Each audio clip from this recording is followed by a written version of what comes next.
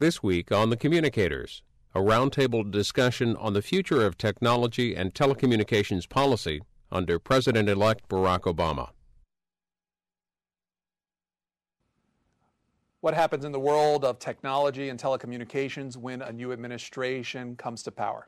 That's our topic this week on the Communicators. Two guests to help us sift through that. Fawn Johnson covers telecommunications and technology issues for Dow Jones Newswires. Also joining us, Sanjay Talwani of TV Technology, a magazine that deals with those issues. He's their Washington bureau chief. To both of you, thanks for joining us this week. Fawn Johnson, let's start with you. A new administration coming in, President-elect Obama. In broad terms, what does he bring to the world of telecommunications and technology?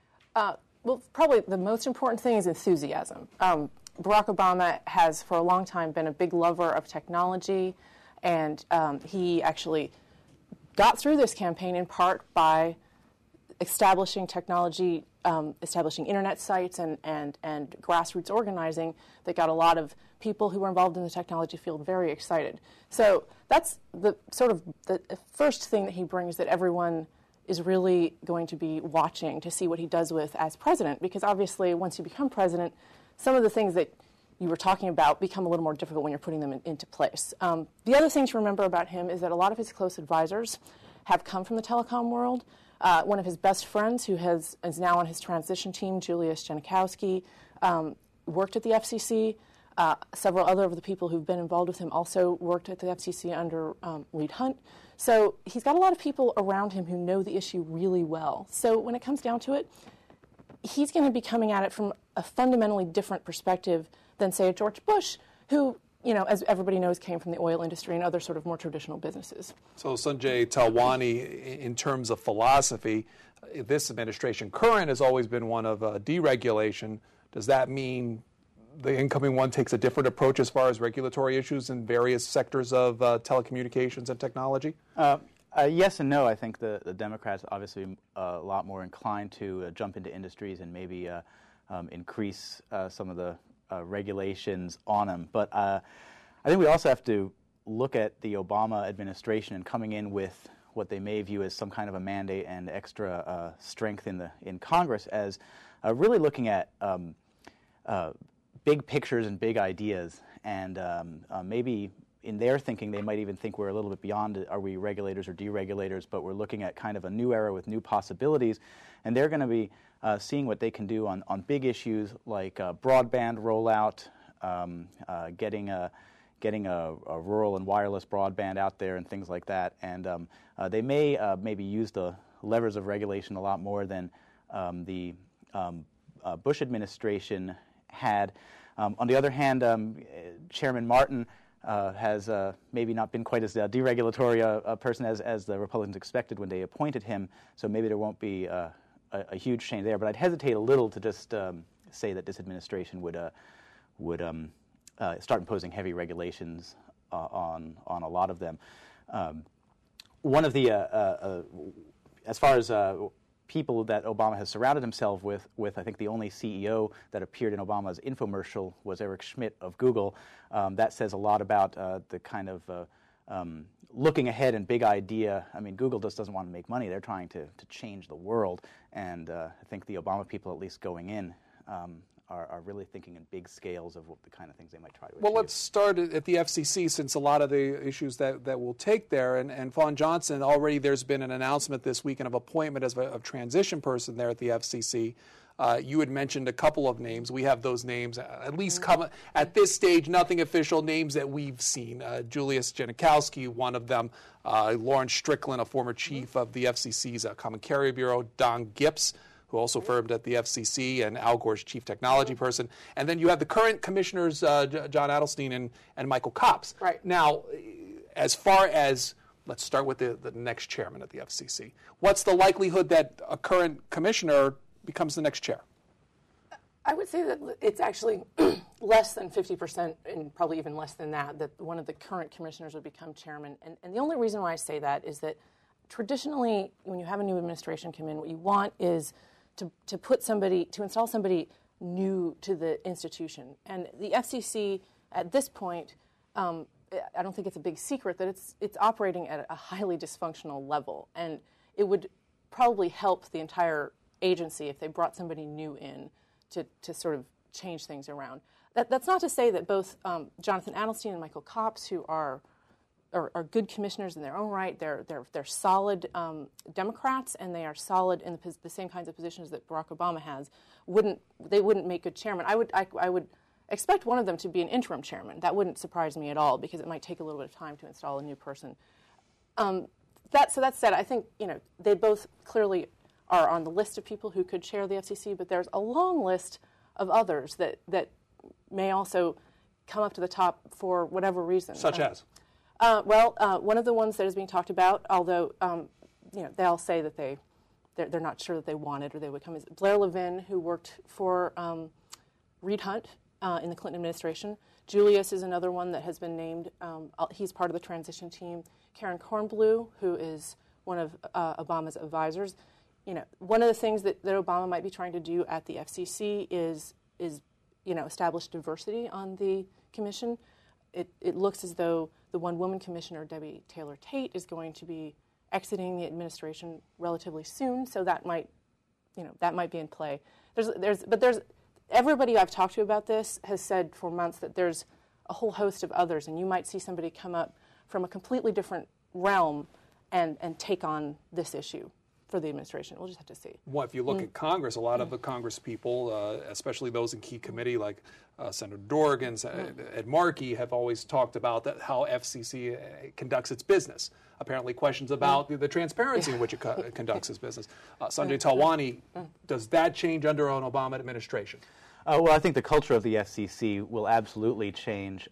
People who have watched the FCC for a while think that the Martin era in the FCC has been uniquely dysfunctional. Some would use that word, and there's things routinely, for just as a trivial example that we see all the time, is routinely scheduling meetings for agenda items when he doesn't really have the votes and support for what he wants, and then while they were all twisting arms in the back room, the meeting simply goes on and on. I think one time they started an 11 a.m. meeting at 8 p.m. and it's become a source of frustration to the lobbyists and other folks and reporters who cover them. And the reporters who cover them.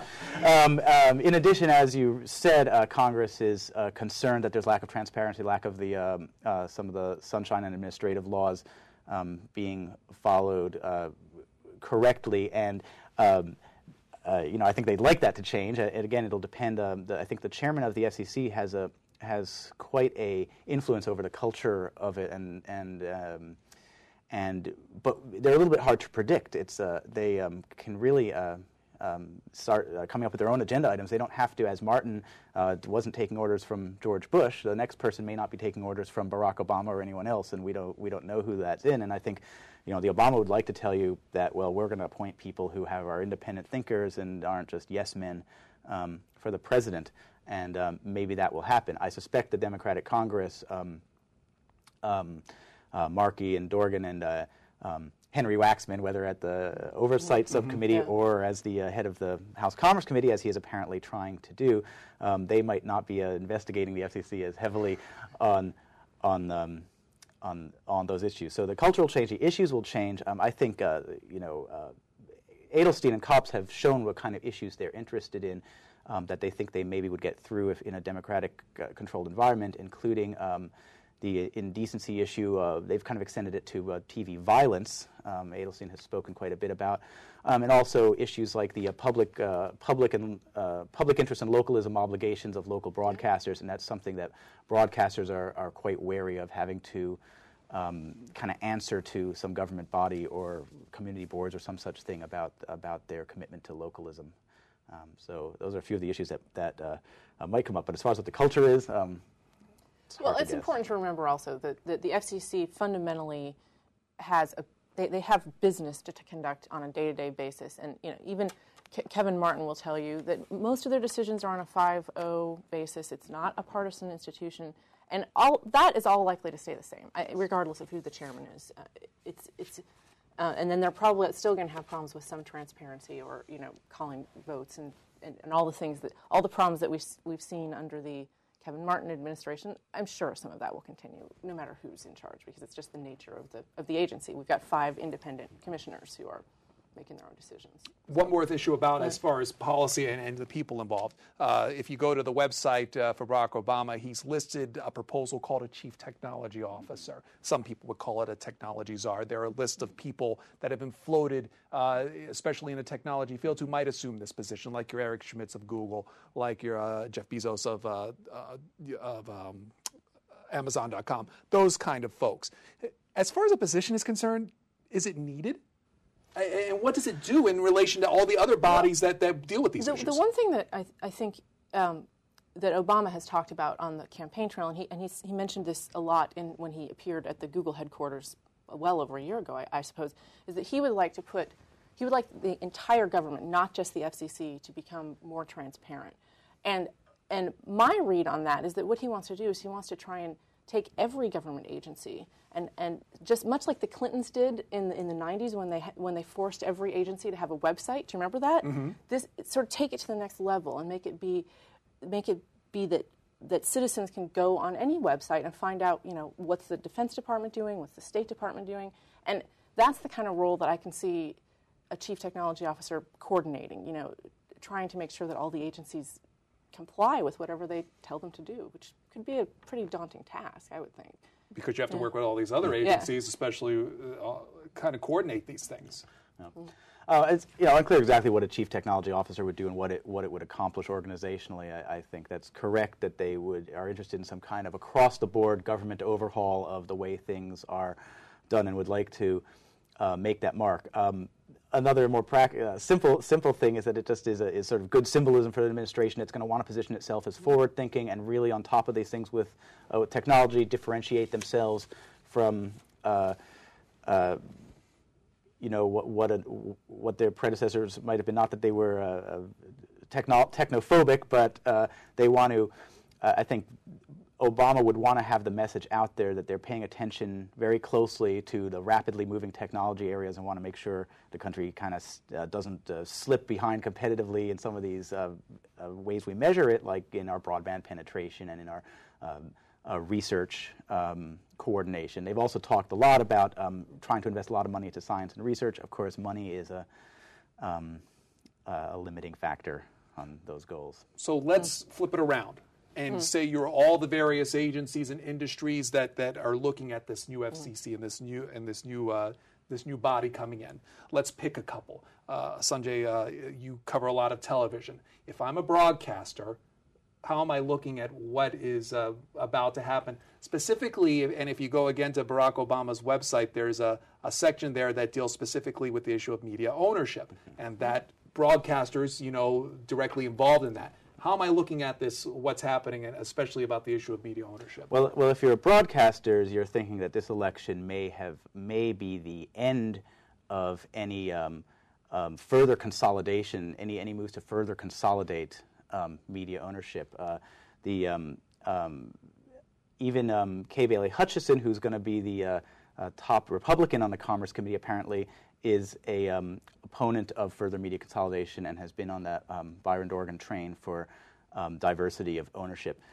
So if you're a broadcaster, and they've always made the financial argument for providing more consolidation, saying that in tough times they need to form duopolies, merge with newspapers, have greater economies of scale and that sort of thing. They may make that argument even more now with all the problems that they're having financially. However, it seems like politically there are no great champions of further consolidation left in positions of power, it seems to me. True. And other things that broadcast, they certainly would be concerned. They certainly think that the drive to more media consolidation may be over for now. They're also concerned about things like what the broadcasters would see as government meddling in things like, as I mentioned, indecency, public interest, and public content obligations, and those kind of things, which broadcasters would say to you that they're doing just fine on Especially since the Supreme Court heard an issue on indecency issue.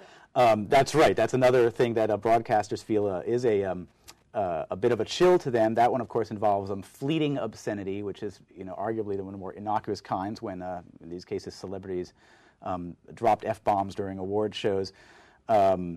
broadcasters are a little worried about the fleeting indecency standard because of the chill that it would put on producing something as simple as a live event like a sports event or a hometown parade, and they're doing things like running live programming on a tape delay, and broadcasters view this as bad policy as well as a First Amendment violation. The Supreme Court isn't really, that's not the First Amendment issue is not the focus of what the Supreme Court is considering, but considering whether the FCC kind of overreached its previous standards by going all the way to this fleeting indecency standard. But I guess we're not going to hear from the Supreme Court till about June when they release their decision.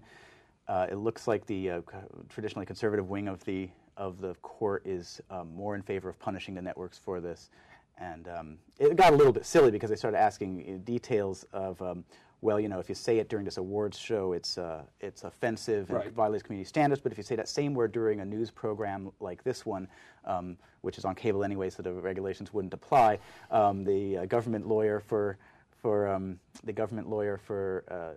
in favor of supporting that fine, said that in a news context it might be different. So people are afraid that the government might be in a position of being TV critic and deciding what's an acceptable use of a word and what's... And that's clearly something we'll probably hear in the next administration and the incoming Congress. So Fawn Johnson, looking at the next administration, if I'm a telecommunications firm, if I provide internet service, if I'm a large wireless company, how do I look at what's going on? Well, it depends on where you are. The general consensus is that if you're a big Bell company, if you're a Verizon, if you're an AT&T, you're going to be a little bit afraid of Barack Obama.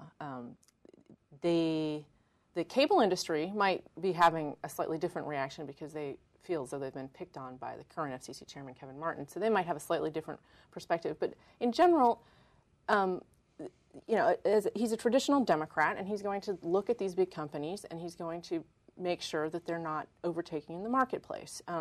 We just recently saw the FCC put the final stamp of approval on a big merger between Verizon and Alltel. That will create the nation's largest cell phone company. It was important to those two companies to make sure that got cleared before the new administration, I think in part because they were afraid that kind of thing would get subject to much more scrutiny and may not have gotten approved by an Obama Justice Department. The place to look for, if you're a big telecom company, is to look in the Justice Department, see what they do on antitrust, but also to look in terms of regulation, a common net neutrality. That, you know, if you're an ISP provider, what's non-discriminatory in how you provide your internet service? You know, Barack Obama has said he is for regulation in this, and he's been pretty firm on that. The big companies obviously oppose that. Now, if you're a competitor, so if you're let's say you're a small rural phone company, or even if you're a wireless company that's competing with some of these big Verizon and AT&Ts, you might actually be looking for some relief in certain areas from the administration on any number of things, on how you charge each other to transfer calls, or how you charge each other for access to your various networks. So it really depends on where you sit in the industry, but generally most people think that the really big companies are the ones who are going to be a little bit worried about what kinds of regulations they could be. You talked about those big mergers. There was XM Sirius earlier this year. Have we seen the last of these big kind of mergers under this administration? Oh, I don't think so. Under this administration? Or the incoming, I should say. I don't think so. I mean, I think especially given the way the economy is, some of these companies are going to have to merge if they're going to survive. And I'm sure that's the kind of argument you're going to be seeing them putting towards the Justice Department. It's hard to know, especially in the telecom industry, where more mergers could happen, because much of the power is all within a few big companies, and then we've got a few sort of knocking on the door. So we've got you've got Verizon, AT&T, and then you've got T-Mobile and Sprint, who are the next biggest in wireless. And it's not clear. Everyone's sort of wondering which one of those is going to survive over the course of the next year, and then there's the sense of who's going to get whose customers. So we'll probably see something along the lines of more consolidation, but it's going to be whatever it is. It'll be very carefully looked at by a Democratic Justice Department and also by Congress. And Congress is, Senator Cole, who chairs the Antitrust Subcommittee, has been very concerned about this for a long time. So all those questions are going to keep coming. And while we're on the Congress beat, you had both mentioned that as we talk, there are current inroads as far as significant possible changes to committees. Right. What committees are good to look at, and what could happen as a result of if these changes take place? Well, I think I'll start with the Energy and Commerce Committee, and then we can talk Senate, because I think they're both important. But there's a bid for the current oversight chairman, Henry Waxman. He would like to become the Energy and Commerce chairman, which has jurisdiction over all these telecom issues. I think the general consensus is the current chairman, John Dingell, might be a little better for the big companies than Henry Waxman, who has been he's been investigating a number of things, in a number of places where the telephone companies may be basically getting more government subsidies than they should, and he's considered a real go-getter in that department. So I think that's striking a little bit of fear in some of the big companies' hearts. It's not clear whether he'll get that position, and if he does, that'll signal big shifts. But if he doesn't, then we're going to be dealing with basically the same committees we've been dealing with in the past. So. Now, I don't know if you want to talk about it. And what else? Well, in the Senate, I mean, it's absolutely true. I think large companies across the board may be more happy with a Dingell chairmanship of the Commerce Committee than of a Henry Waxman chairmanship. On the Senate side, what might happen down the road is if Senator Byrd were to retire or relinquish his chairmanship of the Appropriations Committee, that Senator Inouye of Hawaii, the current chairman of the Senate Commerce Committee, might move over to that one. It's unclear exactly who would succeed. Jay Rockefeller may have other things to do, like chair a different chair. He's got the Intelligence Committee.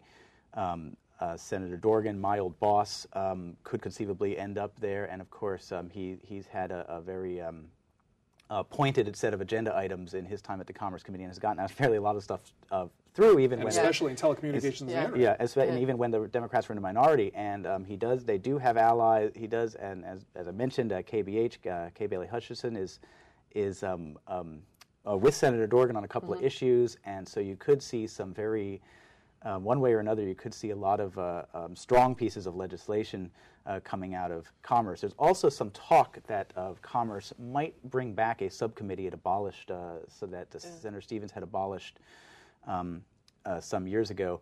That was something called the Communications Committee on Commerce Committee, which would then maybe kind of restructure the power. And then if that committee were to happen and who would populate it, that's, I think, remains to be seen. All this assumes, of course, that Senator Stevens will not be the chairman of the Commerce Committee. He's been stripped of that in any case, and we'll see if he stays if he wins the election, if he stays on. While we're visiting Congress, just a quick thought from both of you on something that we've heard over the last few weeks, especially with the incoming administration: fairness doctrine. Will we see it back? I don't really think so. There are some Democrats who have said that they would like to bring it back. The people who mainly talk about it are the people on the right who have raised it as a thing that will absolutely happen if the Democrats gain power. Some Democrats have talked about it. I'm not convinced that it has giant support across the board from Democrats. I think maybe more of the lefty ones might think of this. There's a lot. Chuck Schumer hinted at it. A lot of this week. Yeah. Important people have hinted at it. Whether that they seriously want to do it and whether they how they would implement it. It's a lot of people view the fairness doctrine as very troublesome for all sorts of reasons, just in terms of how you execute it, and of course the fundamental, the drive behind it is that we're to understand that the Democrats are tired of talk radio on the right and have wanted to create obligations to counter it. Then meanwhile, you counter, is a news network show biased? Is it starts really getting into the fairness doctrine opponents would say that this really gets the government into starting to parse and analyze speech, which isn't its role. So it's got constitutional problems, and I may be wrong, but I'd be a little bit surprised if that is really a high priority for the Democrats as a whole. Yeah, I would agree. I think the Congress coming in they have a lesson from their last 2 years. They've got the president with them now, but it's hard when you've got such a broad party, full from all the spectrum. The Democratic Party is got a lot of points of view in it, and it's really hard to try and force something that controversial, even when you have such big margins. And even if the House were able to do something, it's very unlikely that it would get through the Senate. At this point, we're we're not expecting the Democrats to reach that critical 60, which they would need to push any legislation through. So I would think, I tend to agree with Sanjay. I think this is more of it's more of a scare tactic from the conservatives who are saying, look what these crazy liberals are going to come in and do to us.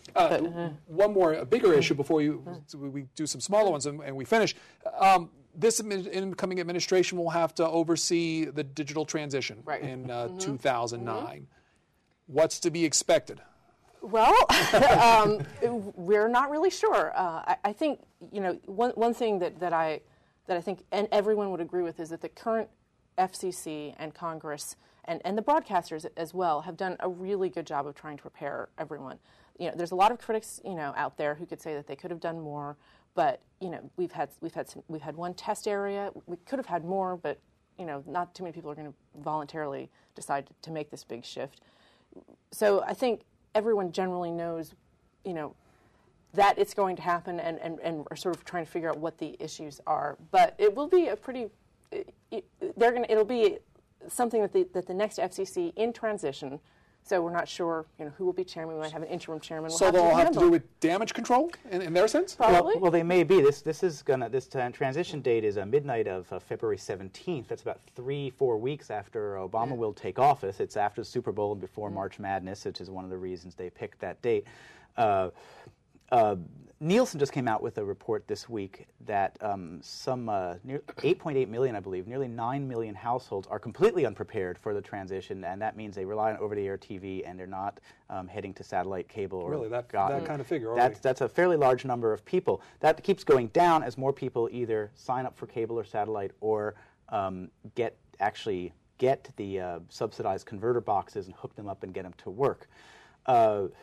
A few people are going to fall between the cracks and are going to wake up for whatever reason on February 18th and not have free over-the-air TV. Keep in mind, we're only talking about roughly, a small percentage of the entire country, because about 85+% people already have some kind of pay TV service. But for those remaining 10 to 15% of people, which is millions and millions of households, some are going to fall through the cracks, whether they just don't go out and hear the messages or ignore the messages and don't get converter boxes, try them out on their TV. And people are going to have some problems for other reasons. There are simply some dark areas within the service areas of the new DTV channels that people who got their analog signal before, they just may not get the DTV simply because of the laws of physics. That happened with one of the stations in Wilmington, North Carolina, which made a significant change in its coverage area, moved the location in its new to its during the transition, and a lot of its longtime viewers out of the immediate city of Wilmington, North Carolina, especially, suddenly no longer had that network affiliate. And so there's some ways they can try and correct it. There will be a fair number of people falling between the cracks, as I said. Some people just may have to find, again, they need a better antenna. The rabbit ears in their TV doesn't work. So people are going to have to put in rooftop antennas. It won't be a giant number of people, but I think we can expect them to be very, very vocal when they do have problems. And senators and congressmen, especially in rural areas, have been not just rural, but also close to the Mexican border, and city people and people in sort of ethnic enclaves and non-English speaking people. Those are the people who seem to be most at risk of falling through this and ending up without free over-the-air TV. And there may be a lot of calls to congressmen who have all said that they will give him Kevin Martin's number. Kevin Martin may not be the chairman on February 17th. I think that may be part of his exit strategy. And when he leaves the commission, I think that date may be figuring in his mind that a lot of people might want someone else to be. So the first tech test for a new right. Yeah. Well, I mean, the current, the Commerce Department, which administers the converter box program with the subsidies, and the FCC have already they've put a lot in place to try and deal with this. I think one of the problems that Congress may want to try and deal with, if they can, right before, is trying to come up with a way for individuals who wake up on February 18th and have no television to, instead of just seeing snow, to see a phone number that you can call, which is what they did in Wilmington. They are not, by statute, allowed to do that unless the Congress acts. But it worked fairly well in Wilmington. And then most of the calls that came in, they were able to resolve relatively quickly. But they have a whole call center set up. And so if people know where to go, it could work out fine. or it could be, a big disaster. Just we don't really know. We'll have to see.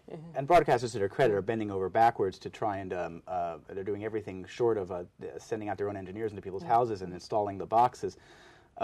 It seems so. They may actually do something like since it would take a statute from Congress to change that February 17th date. You may find broadcasters doing things like pulling the analog plug early the other direction, maybe in early February, or maybe after the Super Bowl if they're the Super Bowl channel.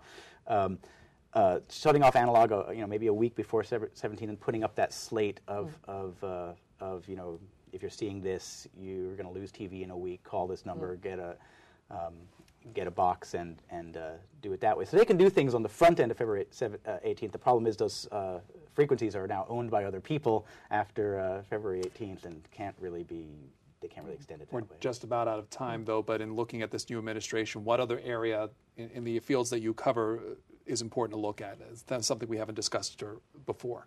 Well, we talked a little bit about the broadband high-speed internet, which is a big push for Obama. I think that we'll see, not as one of his top-tier issues, because none of these are really top-tier for the administration, but I think that we'll see an attempt to try and subsidize more build-out to these rural areas where they get no internet connection or very slow connections. So that's going to be something that's going to be a priority. And there's already machinations in the works to try and make that happen. So it wouldn't be too difficult early on. We got about 30 seconds. Yeah, I agree. The wireless build-out, especially with what's so-called white spaces, which is a initiative that Google, which of course seems to have a bit of a place at the table in the Obama administration, has been hugely in favor of. That could create giant broadband opportunities, although broadcasters are terrified of the interference to TV.